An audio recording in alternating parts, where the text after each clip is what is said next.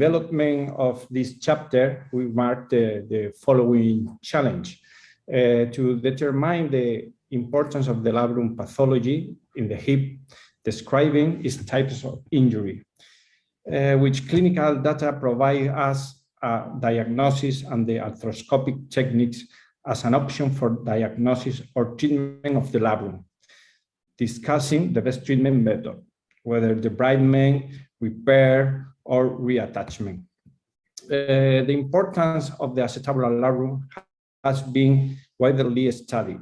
The labrum plays an important role in the stability, increasing the acetabular surface area.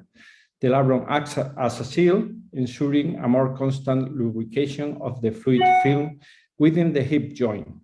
Its valve effect helps to share the load.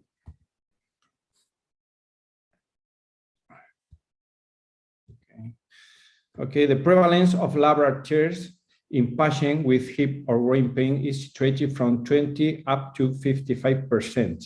The impact of this pathology is its relationship with degenerative phenomena. The most common of all the lesions of the labrum is an anterior labral tear associated with an anterior acetabular chondral injury. The reason for the prevalence of anterior labral tear is that this region is subjected to higher forces or greater stress than other regions of the labrum.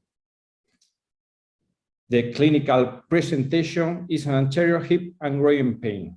Impact activity often aggravates symptoms. This fact can be associated with other functional limitations. The most consistent physical exam found in patients with acetabular labral tears is a positive anterior hip impingement test. The hip rotation is the main limitation of ROM, although in many cases, the patients can be suffer limitation in hip flexion, adduction, and abduction. Radiographic evaluation helps us find structural abnormalities of the hip and pelvis. However, magnetic resonance arthrography is the best test for the diagnosis of labral lesions. Diagnostic image guide intra-articular hip injection can also be helpful in the diagnosis of labral tears. The arthroscopy, which is considered the gold standard, can be a diagnostic and a therapeutic resource.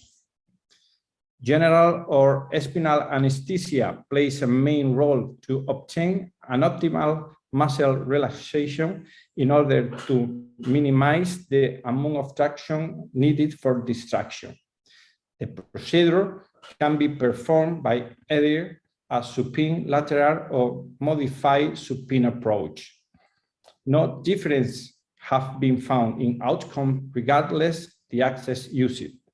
In this context, the actual line is limiting the capsulotomy to be as conservative as possible to maintain the stabilizing function of the iliofemoral ligament. Arthroscopic debridement may be an effective treatment for tears, but it has shown inferior results compared to labrum repair. Therefore, the role of labrum debridement has been unclear.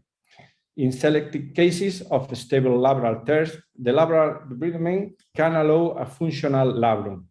In these cases, the outcome of labral debridement produces favorable results comparable with a labral repair.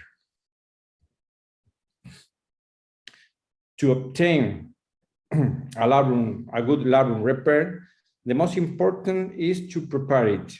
An appropriate decortication acetabuloplasty of the rim is performed by preparing a bleeding surface for labral healing in the bony rim.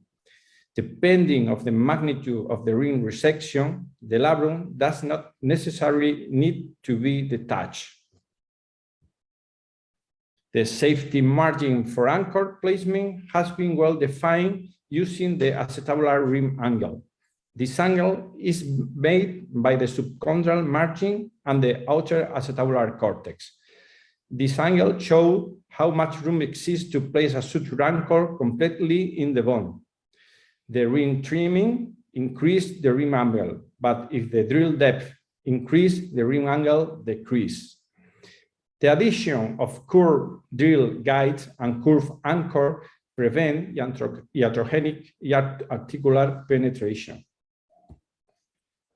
After the placement of the anchor, the suture configuration should be selected. If we compare loop versus pierce suture technique for labral repair, the results are statistically and clinically similar, and there are no significant difference in revision of failure rates.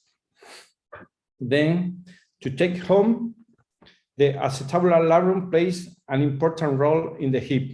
In this context, the labrum plays a fundamental role in the pathological mechanism of the hip. Therefore, the role of arthroscopy in the treatment of labral tears is highlighted. To obtain a good labrum repair, the most important is to prepare it based on preparative imaging and intraoperative decision-making. You have to keep in mind that the outcome obtained from the hip arthroscopy don't depend on the approach system used. In this context, the actual line is limiting the capsulotomy to be as conservative as possible to maintain the stabilizing function of the iliofemoral ligament.